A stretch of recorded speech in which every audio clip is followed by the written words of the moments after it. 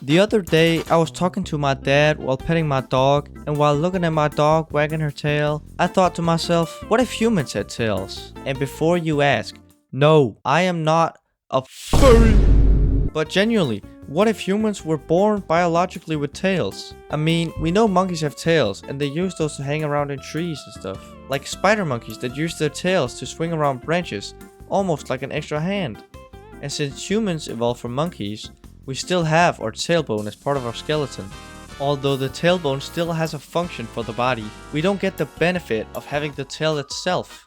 And other animals, like cats and kangaroos, use their tails for balance. Like when a cat has to jump, it can use its tail to move left or right when jumping to steer in the air. Or kangaroos that use their tail as a third leg, walking around on the tail. Knowing this, I thought maybe humans could benefit from having tails. So, if humans were to have tails, I think for the sake of this video, the rules of the tail should be the tail would be the same size as a spider monkey's, so like kind of thin and long.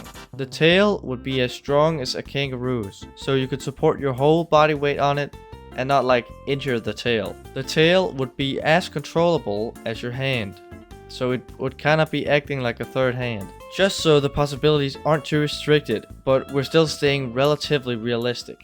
First of all, humans having a tail would mean that we could hang around in beams or branches and just chill.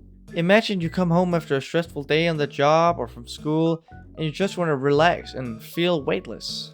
As a silly, normal human, you would just lay down on your couch or something, restricted by gravity. But if you instead had a tail, you could just whip your tail up on the nearest tree and boom. Now you're experiencing the sensation of floating and all your worries disappear for just a moment. Of course, it would be limited to how long you could hold on to the branch, but I personally feel like this would be really awesome. The second reason is that you could use your tail as a third hand. Have you ever held something with both of your hands, for example coffees or some heavy books, and you've had to open a door? It's not that easy if your hands are full, because with no hands available, it's way harder to open the door. But with a tail, you could easily just turn the door handle and walk in stress-free. You could also use the tail to scratch that one spot on your back you normally can't reach, or change gears in a car while keeping both hands on the steering wheel. Basically, almost every reason for a third hand could apply to having a tail. The third reason why tails would benefit humans is you could use your tail like a chair.